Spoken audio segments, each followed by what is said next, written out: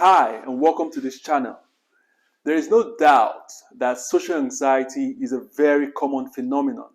There are a lot of people who get very anxious, who get anxiety when they want to talk to a stranger, when they're asked to present something at work, when they're asked to say something, to share their thoughts in public, when they're about to have a blind date, they get very anxious. But here's the problem. If you have consistent social anxiety, it becomes difficult for you to meet new people and develop new relationships. That is why in this video, I'm going to share with you 5 tricks with which you can reduce your social anxiety and gain the confidence to act in any situation. Number 1 is to recognize that you're anxious. I know that sounds kind of weird, and I'm sure you're saying to yourself, recognize that I'm anxious? Of course I'm anxious. I understand that. But mind you, there are people who get anxious very often in social situations that it is hard for them to tell at what point they start getting anxious. And that is very important to note. It's very important to know that you're anxious. It is very important. And so when you say to yourself, I'm anxious, you place your anxiety in a mental realm, in a psychological space. And when you have that knowledge of your anxiety, it is very easy for you to use psychological tricks to attack your anxiety and to help reduce your anxiety. So even when you tell yourself, I need to mention that, even when you tell yourself that you're anxious, if you say it, it doesn't take away the fact that you still get the physical evidence of anxiety. Maybe your hands are still shaky, your palms are sweaty, your heart is beating, your heart rate is fast, beating fast. It doesn't change that, but it sets you in a very good stage to help reduce your anxiety. Number 2, relax your muscles and breathe. Relaxing your muscles and breathing are 2 very practical things that you can do to reduce your anxiety. The thing is that when you get anxious, what happens is your muscles tense up. And so when you relax your muscles, it signals to your brain that you're relaxing.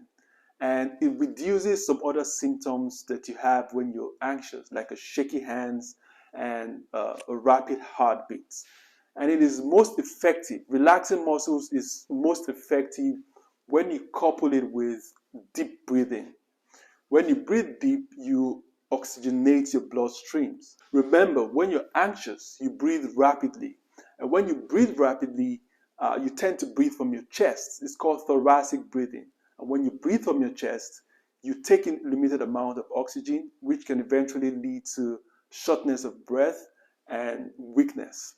And so what you want to do is to breathe deep when you're stretching. Stretch, relax your muscles, and breathe deep. For example, if you are going to give a presentation at work and you know you're next in line to give a presentation, what you can do is to just take a bathroom break and stretch out your muscles, stretch out your shoulders, and take a very deep breath. And that is going to help you feel better. It's going to help you relax your nerves and reduce your anxiety. Number 3 is taking a pause. This is essential when you're speaking, like when you're giving a presentation or when you're asked to say a few words. What happens is that when you're anxious in social situations, in speaking situations like this, you tend to talk faster. And there's a tendency for you to step over your words and say what you wouldn't want to say, what you wouldn't like to say. So in situations like this, you have to take your time and pause when you're speaking. Take your time and frame your words in a very calculated manner. And sometimes when you pause, it feels longer than it actually is. In your mind, your pause might feel like 1 minute when it's less than 10 seconds. So take your time, speak in a very calculated fashion. It gives you time to think and frame your thoughts in the best possible way. Number 4 is applying psychology. There are several psychological tricks that you can apply to help you reduce your anxiety. For example, you can ask yourself whether the situation that is causing the anxiety is going to be relevant in 5 years' time. And the answer is most often no. And when you have that knowledge that the situation is not going to kill you and it won't be relevant in 5 years' time, it not only reduces your anxiety, it gives you that confidence to be able to act the way you're supposed to act in a public situation. For example, when you're asked to say something in public, to express your thought in public, and you feel anxious, if you can remind yourself that this situation is not going to be relevant in 5 years' time, no matter the outcome, it gives you that confidence, that boost to be able to speak. And for me personally, I think that the psychological aspect of reducing or dealing with anxiety is more potent, is more powerful than the physiological aspect, like breathing and exercising and running and any other physiological aspect. For example, I remember when I was about to get my first real important job, and I was so anxious during the interview, before the interview process. I was very anxious. My heart was beating like very fast. And I said to myself, what if I imagine that the people that are going to do the interview are going to be the friends of my brother and my sister and my cousins? And I psyched myself to the point that I became so relaxed during that interview that I was so surprised that I was very relaxed. It was shocking how relaxed I was. And at the end of the day, I passed through that stage very successfully and I got the job. So remember to look for any psychological trick to tell yourself why you shouldn't be anxious. Number 5, avoid caffeinated products. I think this one is pretty obvious because caffeine is a very well-known anxiety inducer.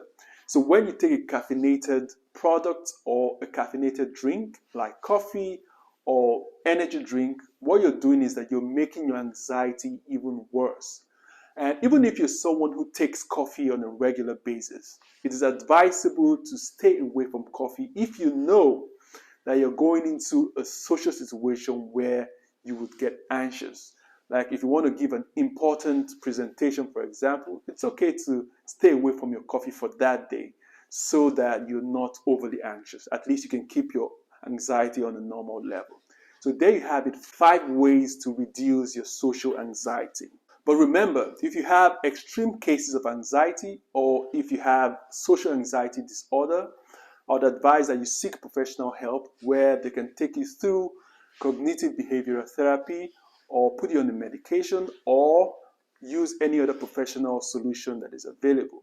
If you know anyone who this video is going to help or anybody you think is going to need this video, please share it with them. And if you have suggestions on how to reduce or ways to reduce anxiety, you can put it on the comment section below. And finally, if you haven't subscribed to this channel yet, please make sure to subscribe. And until next time, stay connected.